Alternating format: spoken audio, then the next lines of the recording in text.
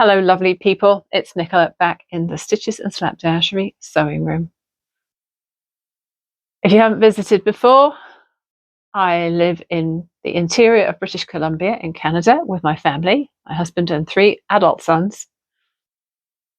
Things are too expensive as far as rent and purchase prices of houses is concerned to even think about any of them moving out anytime soon.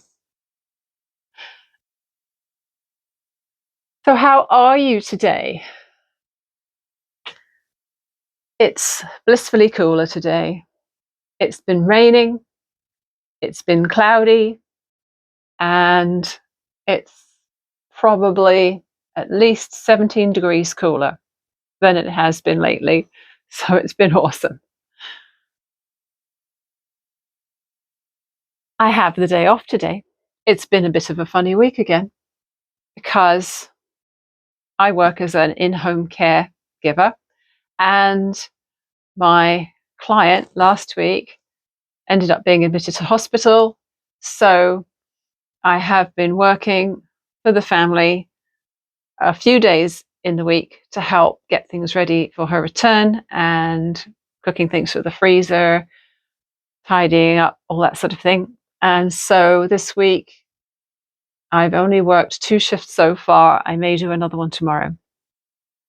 So it's Thursday and I have the day off, and I took the opportunity to go to the local fabric store, which is closing and which is having a closing sale.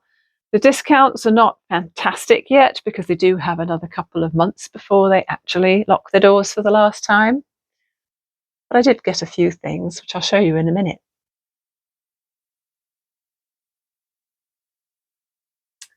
What should we start with?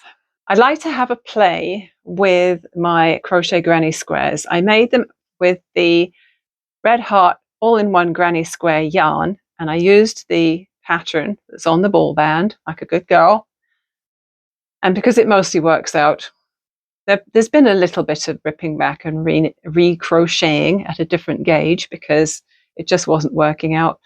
But I've done 3 skeins out of 4, and I thought I would get my dress form out and maybe pin them to the dress form to get some idea of how things look in different directions, maybe straight or on point or whatever. I've had a good old look around Ravelry and Pinterest trying to get some inspiration, posted to a couple of groups in Ravelry to see if anyone had any good ideas. And yeah, I think it's just a case of messing around with them now. Don't necessarily need to use all 60 in the same sweater. I'm quite open to having a smaller wearable plus something else, but I'll film myself doing that a little bit later on. I haven't done it yet. I have made one thing already this week on the sewing machine.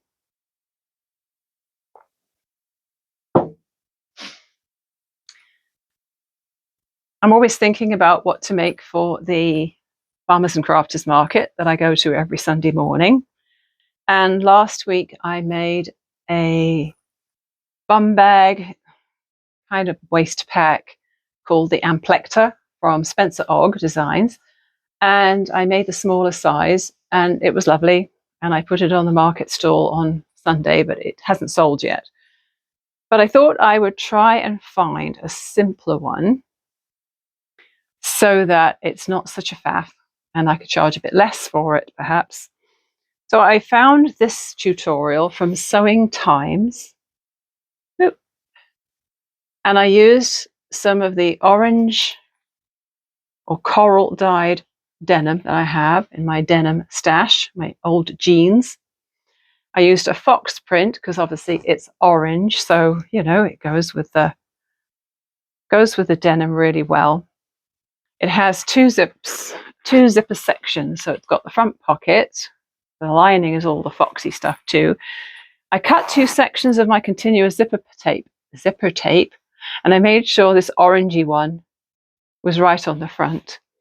This top zipper, it has a different section of it, and there's no orangey in there. They've got blue, yellow, green. And this section is just like one main compartment. So I really liked how this worked out. I did use wider tabs and D-rings than she uses. She uses 5/8 of an inch hardware. I used 1-inch D-rings and 1-inch swivel hooks. So I made the tabs a little wider. And instead of just doing a plain strap, I'll link to it in the description box so you can go take a look. She just uses a plain piece of strap with D-rings on each end. And that's great if you are just making it for yourself or you know the measurements of the person you're making it for. But of course, I don't. So I made the strap adjustable. What's cool about this design is that if you have no strap on it, let's take it off for a second.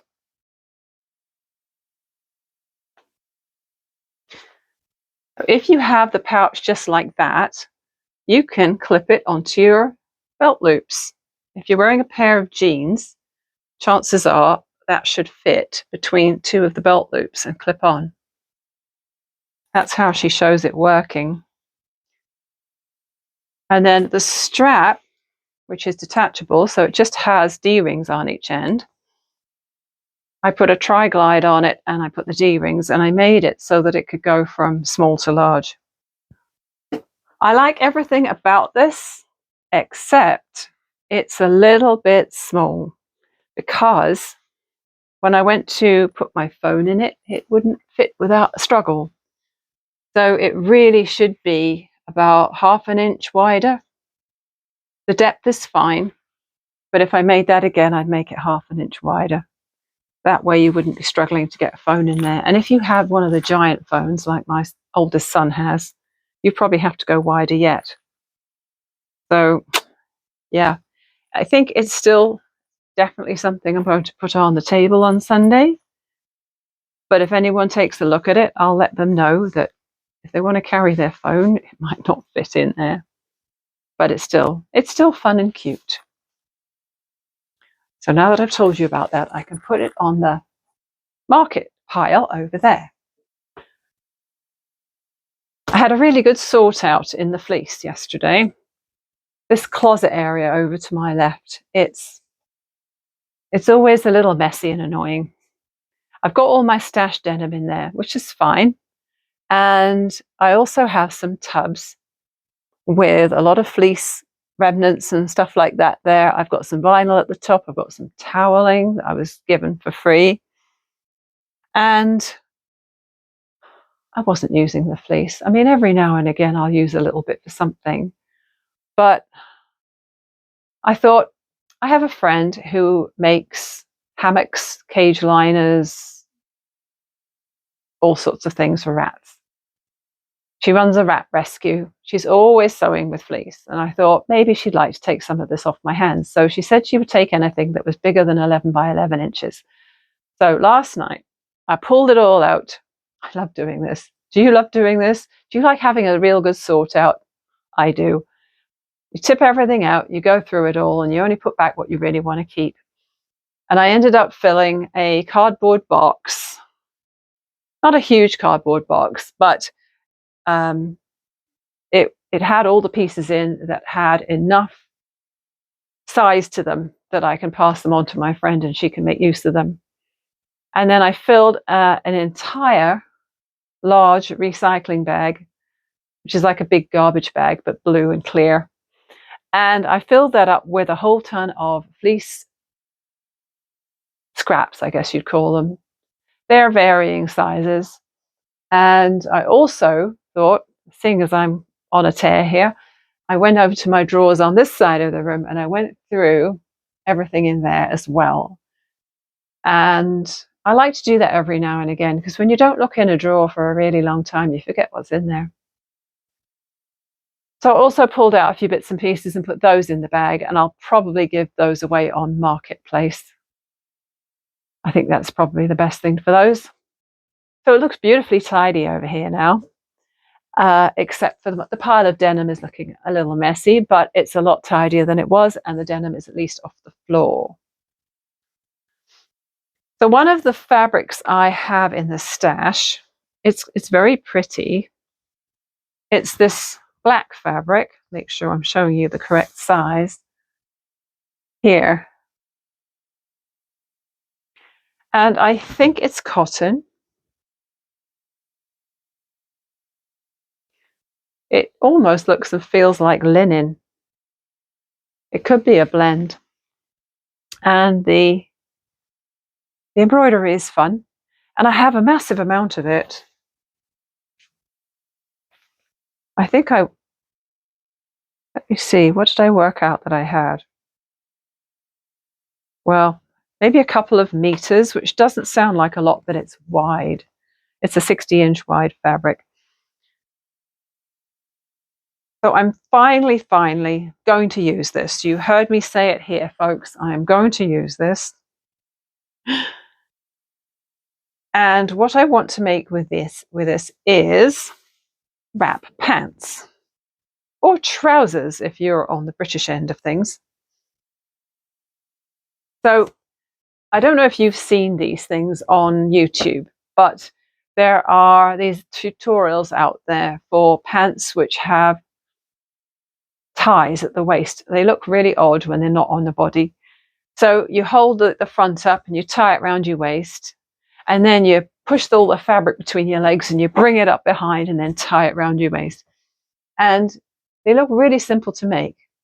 If you look at a few of the instructions out there, there are simpler ones and more complicated ones. So the first one I went back to last night, because I had saved a few on my YouTube playlist for sewing. And one of them is this lady who she tells you how to measure and she makes them real quick, but she doesn't allow any difference for the front and back. She doesn't allow anything for the waist hem. She turns the waist hem, but she hasn't allowed anything in the crotch measurement to give you the room to make a waist hem. She doesn't leave any extra for a bottom hem. And there's no ease in the crotch either. She literally measures the curve from her front waist to her back waist. And she hasn't allowed any room for movement in there. So it seems to me they wouldn't be that comfortable. So whilst the simplicity appeals, I do have a couple of other videos saved, and one of them is really detailed. Her name's, it's Nedoux Sewing, I think, Nedoux, but I'll definitely link it underneath. She's in Lagos, and she has a really, really excellent video on how to make these wrap pants. And she tells you exactly how much to add to the crotch measurement for ease. And she also lowers the front by a tiny bit, raises the back by a tiny bit. And it feels like she knows what she's talking about. So whilst she does go fast in the video, and you have to keep pausing it to write down exactly what you want to do, because it does move fast, I think I can get my head around it. And I think that's the tutorial I'm going to use. So that's what this fabric is for. I think I've got a good one for the blooper reel. I think I'm going to have to do one at the end today, because I just said the dumbest thing. Anyway, let's get on. So I also have, and I think I also got this for free. I don't think I would have bought this because it's very, very dull. Not me at all. And it's a very large amount of flannelette. It's a narrow width, like a 44-inch wide. I did just wash it, and I did hang it up to dry, but it got wet on the line. So what I ended up doing is having to put it in the dryer for a little bit as well. So it's definitely pre-shrunk. And I'm going to make one of my kids some pajama pants out of this. Pajama bottoms. Massive pile of fabric. I have a couple of patterns with pajama bottoms. Where did I put it? Pattern I think I'm probably going to use, as far as I know, this is one I've used before. It's in a Ziploc bag, so I must have got the pattern out before and cut it up. And I don't think I've made the top. So it's Butterick 6531. And I'm going to make, I'm not sure, probably the large. Yeah. So that is another project in the pipeline. Pajamas. I also have waistband elastic in the stash. I think I may have been getting confused about the name of the YouTube channel for that black woven wrap pair of pants. No, I wasn't. No, that's correct. Nedoux Sewing was for the black embroidered thing. Okay. I do like confusing myself because I go from having no garments and absolutely no interest in sewing garments to wanting to make 3 or 4 all at once. So that's 2 I've talked about. Now the other ones, I did a little bit of retail therapy today. This is my rather ugly emergency shopping bag that I keep rolled up in my backpack when I go out. And it's actually come in useful twice this week already. When I go grocery shopping, I have a whole ton of upholstery weight bags that I take with me, but every now and again, there's a little bit of surprise shopping happens. Do you ever get that surprise shopping? You didn't expect to be doing it, and suddenly, bam, you need a bag. I'm going to show you what's in this bag and talk about the other 2 projects that I want to make. The patterns at the store are super cheap right now. Butterick is $5. And so I thought what I would do is look for a couple of fairly plain tops that can be made out of woven or knit and be made over and over again, just out of different fabrics. So I found in the catalogue this one here. It's Butterick 6848. And it is for just a really simple top. I like that it's got a round neck or a V-neck option. I really like V-necks, but I rarely find them commercially. So you can make this as a tank. That's interesting. They haven't got a tank top version on the front there. So you can make it as a tank top, a short sleeve top, a 3/4 length sleeve, or a long sleeve. And obviously it's a set-in sleeve. I do prefer raglans, but there you go. And so you've got the choice of 3 sleeve lengths, 2 necklines, and they also show it with contrast sleeves right there, which is kind of cool. 4 sleeve lengths, because you can go sleeveless as well. So I think that'll be really useful. No specific plans for starting one of those now, but I thought I'll add it to the pattern box. And the other one is Butterick 6214. And it is for a top made out of a woven fabric. And you can also make this as a tank or a cap sleeve or a short sleeve. It's quite a wide neck, I think, because there's no fastening, and because it's a woven, you're going to have to pull it on over your head, so you need plenty of room in it to do that. And they've got an option to put a breast pocket on, or a contrast strip around the bottom. And I quite like this one here with the contrast strip around the bottom there, the wide one. So again, I think that will be really useful. You could just make that with fun quilt cotton, couldn't you? Make something really wacky. Speaking of quilt cotton, I did not need necessarily any more quilt cotton, although as I've been working from stash for months and months now, except for a few small purchases, I am getting low on large chunks of fabric. So when it comes to making a bigger bag, say, I need a big chunk of the same thing, and often it's a struggle to find it in the stash. I kept to the fabrics that were the regular quilt cottons, not the premium ones. So they were all under $28 and they're all 55% off at the moment. So this one is the first one I spotted. It's absolutely gorgeous. It's just printed with all sorts of different kinds of threads. So it's a riot of colour. Very pretty. So I just got, what is it, 5 different fabrics. I just got a meter of each. I think that's going to be enough to get me going for now. Keep me going for now. This is the second one, a floral, full of bright colours. Very pretty. I think this is my favourite of the bunch, is these dots. Pretty colours and fun as well. This one is, of course, my favourite colour and has some very subtle dots on it. And then this one has, I guess you'd call them seed heads, wouldn't you? They're like flowers that will go on to seed.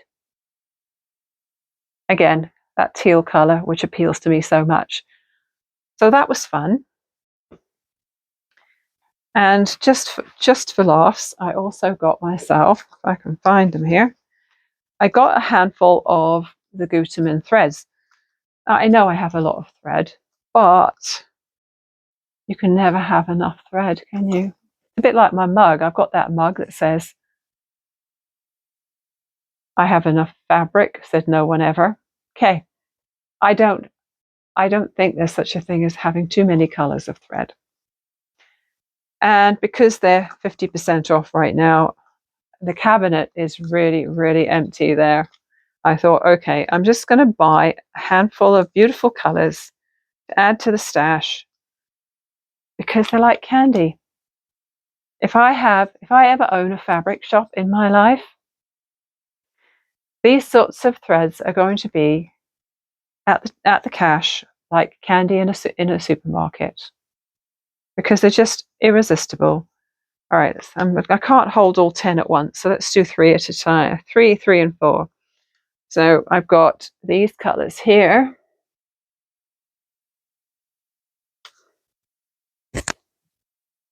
And these colours here.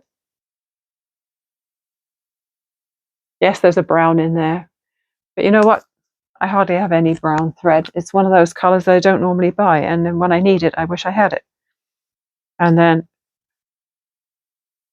these colours here.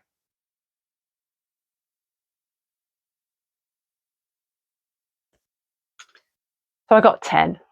And they were like $1.50 each. So why not? I also got 10 meters of this cord because I love to have a stash of drawstring cord for bags. And that was 45 cents a meter. So again, worth picking up. And then these 2 big chunks of fabric here.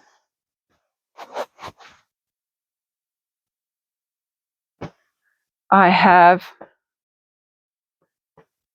a knit. One of the wrap pants tutorials that I was looking at last night was made with a knit, and she had 5 different ways of wearing it. So there was a way to wear it as a skirt, or a couple of different skirts. You could wear it as pants, you could wear it as a romper, you could wear it as a dress.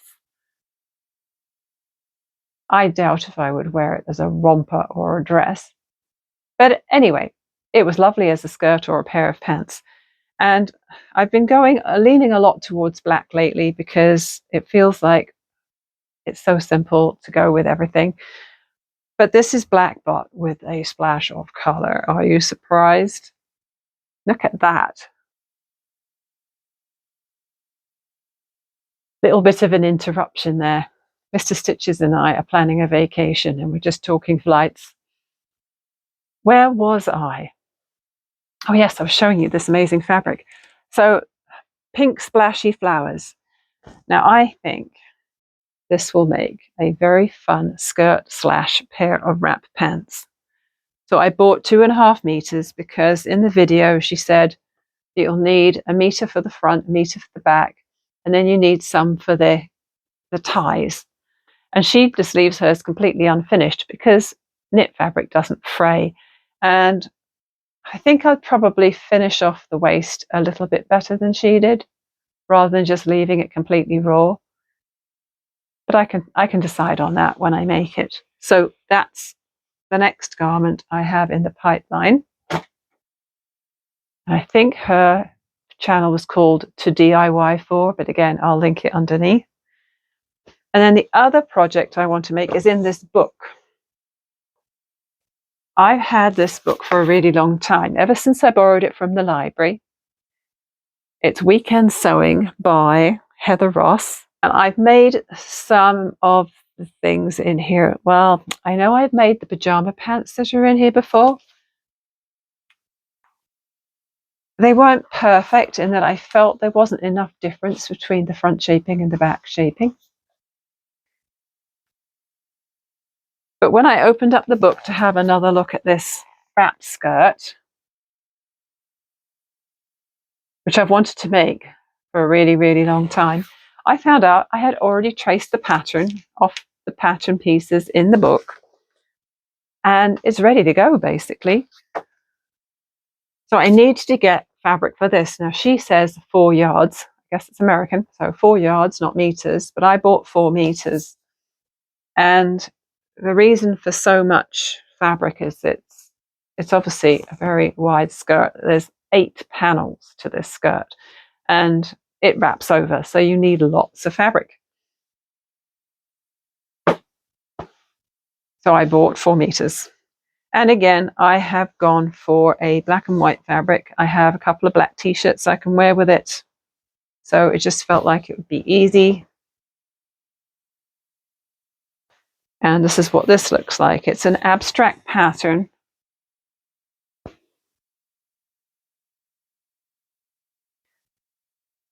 And it's fairly light. And it's got a teeny bit of stretch in it. I think it's mostly cotton with a couple of percentage, does that make sense? A couple of percent of spandex or lycra in it. So it's got a tiny bit of stretch. So it's light enough to drape really nicely. And I really hope this one works out, because that's $50 worth of fabric right there.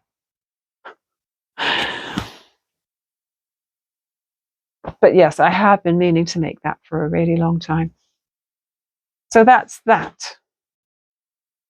Not sure how long it's going to take me to get these garments finished. It won't be today, obviously. So I'm going to have a little play now with my granny squares. I'm going to set up my dress form, just make sure that the dials are all at the correct measurement for me, and see if I come up with anything useful. Yummy muffins. I made some muffins the other day, and I made them up, and I put carrot and apple and canned pumpkin and all sorts of other stuff in that I can't even remember now. And they came out great. So today I've used the rest of the can of pumpkin with some blueberries and apple again, and all the usual ingredients that you put in muffins. Cinnamon, flour, baking powder. No nuts this time, just some fresh blueberries. In fact, they just came out of the oven, and I almost burnt them because I wanted to start filming and forgot all about them.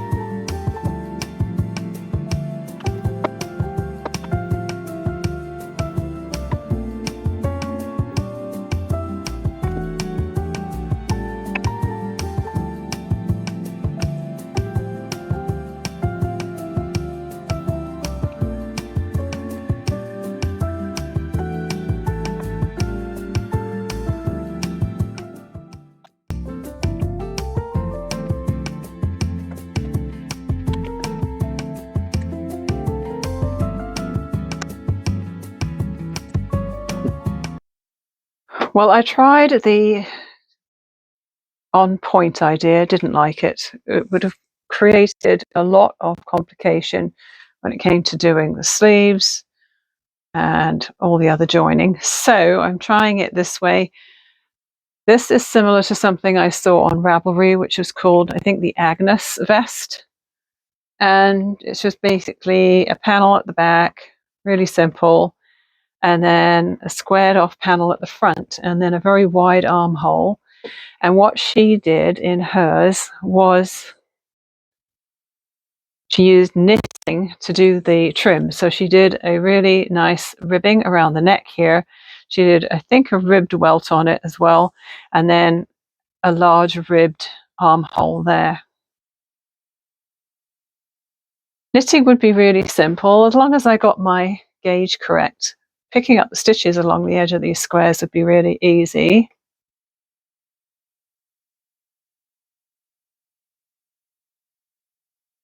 Obviously, I would think more carefully about where I was putting my squares, colour-wise. That would be simple. There is another way. Let's just have another play here.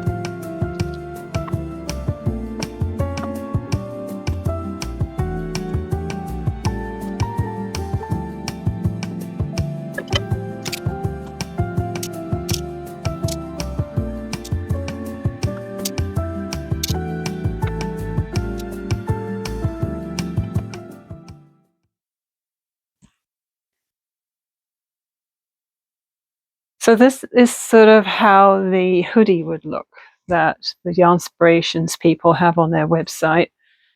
It would be 4 squares. So if you imagine I just constructed half of it, it would be 4 squares across and 4 squares down. And as you can see, it comes right down to the hip. So it's long enough. It's going to be a drop shoulder, and I think they have it so that the sleeve starts out this wide, and then after a couple more rows of squares, it goes down to just 2 squares around. The back is just a really simple set of 16 squares. This is my idea of how the hood goes, at least to start with, because I think you've got one hood square attached to the back shoulder, lots of positive ease. And then I still have one more idea at the moment, so I'm going to try that.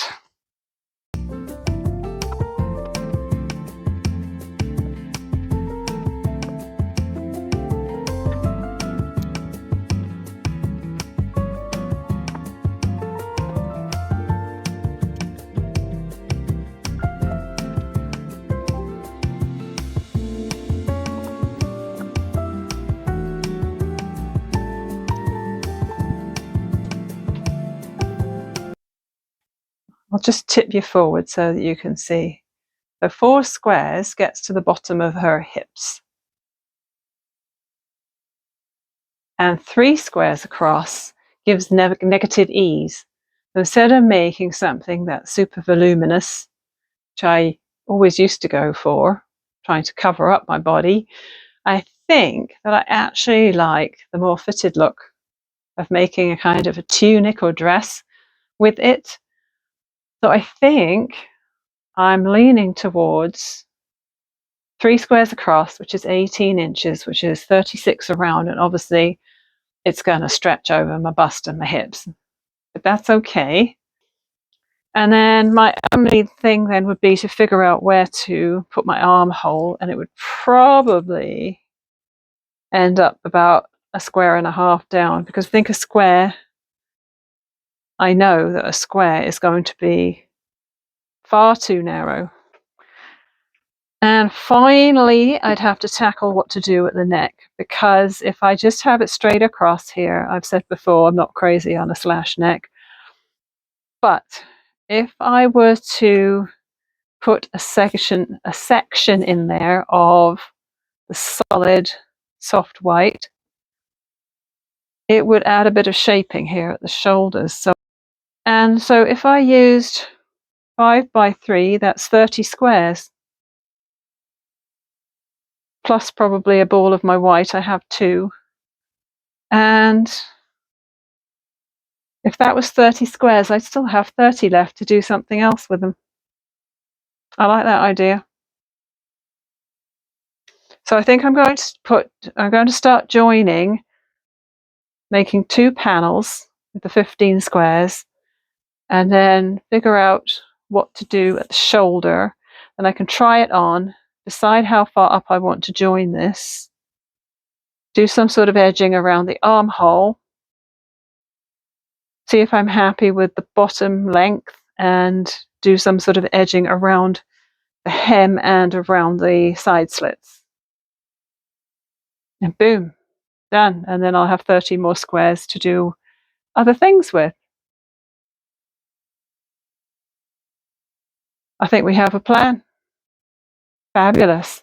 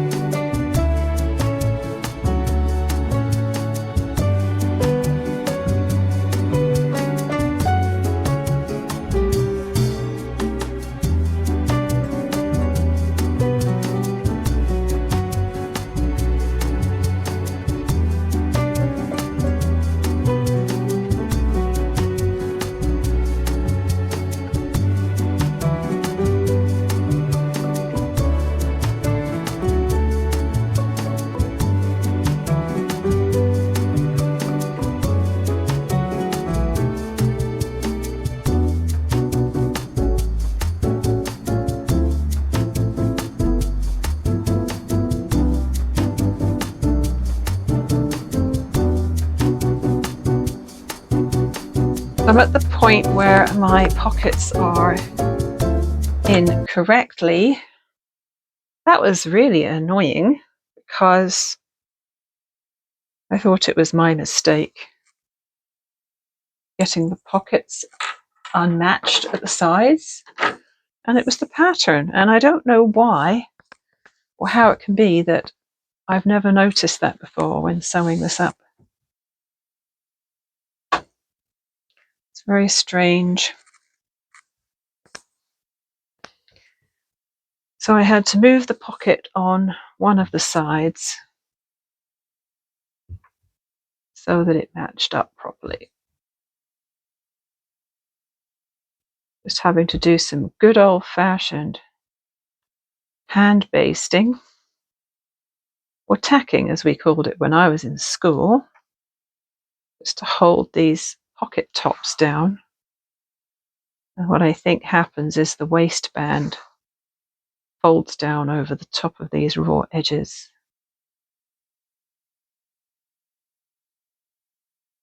I just had to turn off the recording just now because I need to keep an eye on the time. I don't need to be at work till 3 and it's only 11, so we're all good.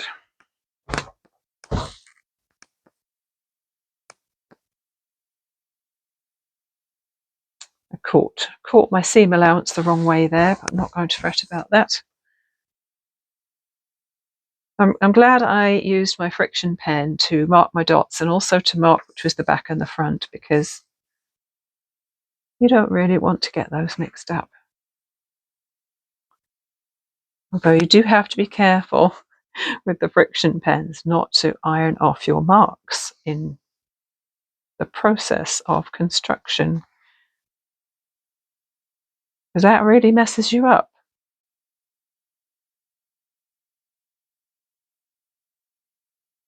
These are going to be giant. I think they're going to be far too big for my son. I looked again at the pattern after I'd cut out the XL, and he sort of falls between two sizes, so I've erred on the size of extra large, but he really isn't extra large. Look at the size of this waistband. But the elastic will bring it in, obviously. So they'll be really roomy around the butt and all that. So they'll be really comfortable. It's just going to look huge. All right, what's next? Let me make a note on this pattern, actually. I am just going to make a note on the cutting part here that maybe here. Well, that's interesting. Oh, I made a note here that I've made these for my husband and I've extended the leg by 2 inches. And my sons are all about the same height. Well, actually, the oldest is a couple inches taller. Well, I did not extend the length. I didn't even think about it. I'll just do a very narrow hem on the bottom and it should be fine. Okay, so notch on side front for pocket positioning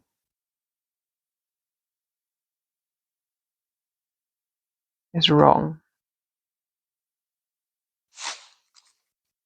Okay, so hopefully I'll read that the next time I make these. Okay, where are we? Turn pocket, spaced upper edge. Couldn't be bothered to do that step.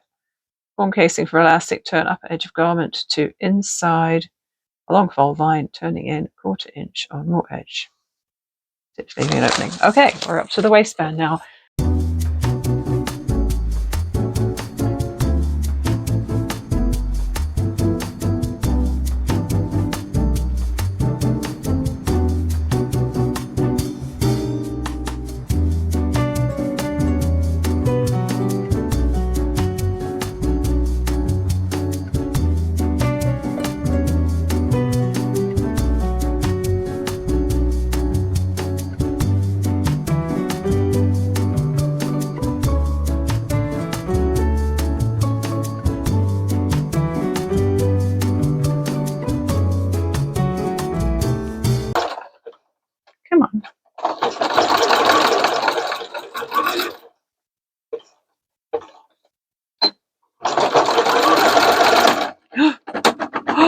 Oh, shoot. Broken needle. Shoot.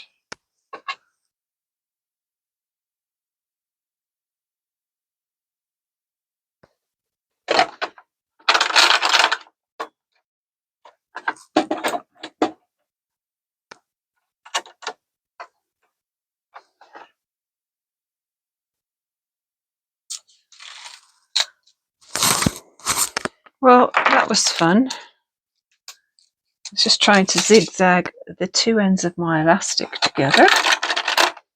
And when I reversed back up, my walking foot got in the way of my needle. I've noticed it likes doing that. If I go backwards on a bumpy thing with my walking foot and it tips,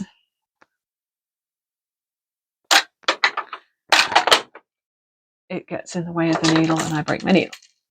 Happened a few times now.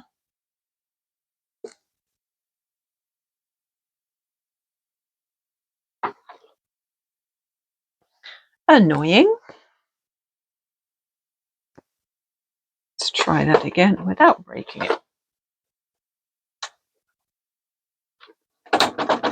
Oh, damn it. No. Oh, damn it, damn it, damn it. Okay, I just broke another needle. That was a brand new one. And I failed to check that the walking foot was not jamming or in the way of the path of the needle. So that messed that up.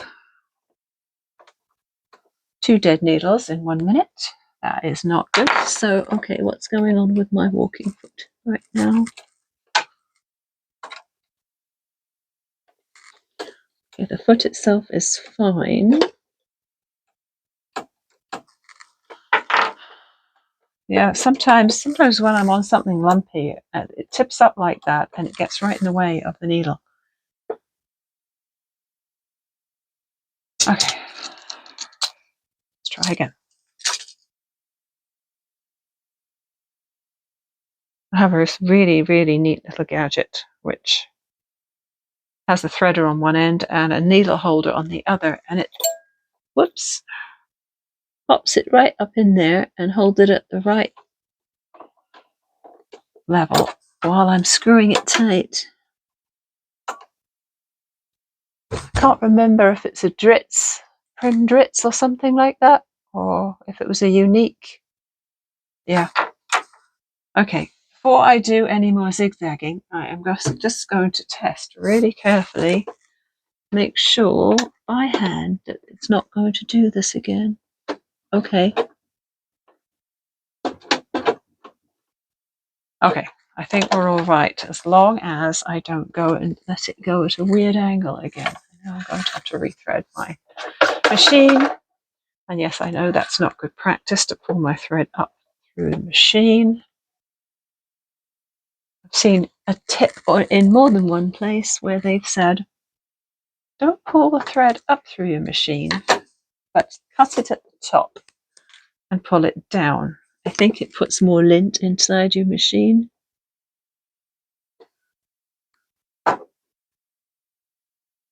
Good advice is great, but it doesn't necessarily mean we're all going to follow it, right? Okay. Maybe I'll do it this way so it's not as much of a drastic step. Let's make sure you're behaving. Okay, let's go for it.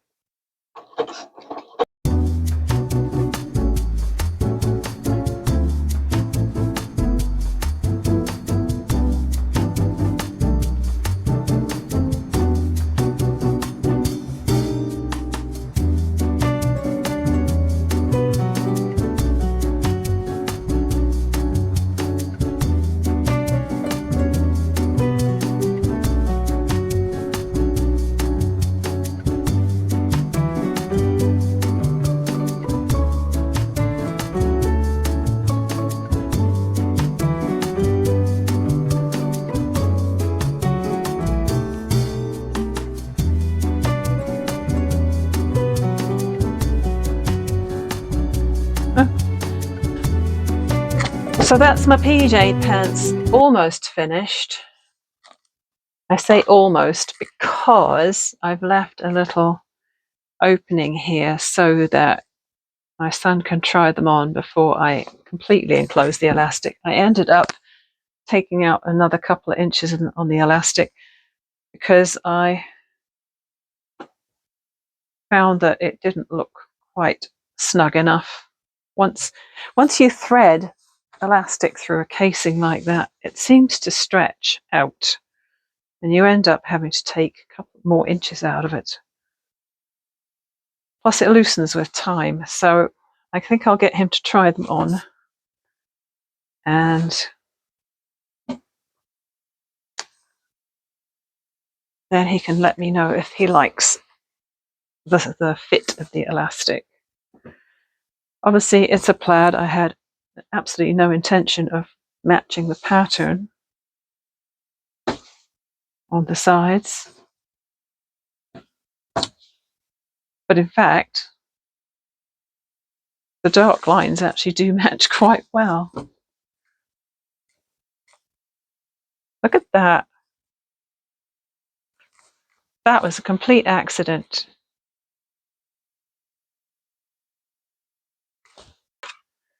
So that's one garment finished out of the 4 I'd like to achieve within the next week.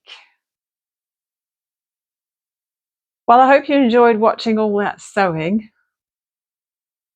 Mercifully, a lot of it was at 10 times speed. Did you manage to see the owl in the tree? It was really well camouflaged. It was very much brown feathers against a brown tree trunk and in dappled shade, so it was hard to see, but it was just amazing. It was big and it looked down at me and blinked at me sleepily as if to say, "You're not bothering me." So thanks for watching. If you can hang around for a few more seconds, there's a mini blooper reel at the end to give you an extra laugh. And I'll see you again next time.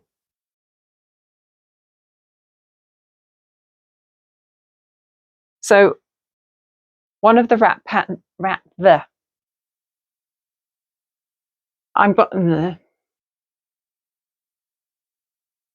I just realized I forgot to get the flannelette out of the fridge, so hold